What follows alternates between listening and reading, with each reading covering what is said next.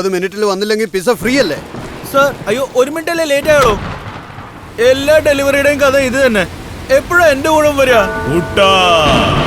വന്നു നിന്റെ ഊഴം.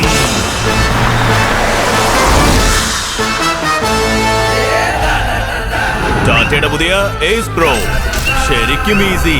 അതുകൊണ്ട് നിങ്ങൾക്ക് ചെയ്യാം വലിയ കാര്യം. പുതിയ എയ്സ് പ്രോയ്ക്കൊപ്പം ഇനി എന്റെ ഊഴം.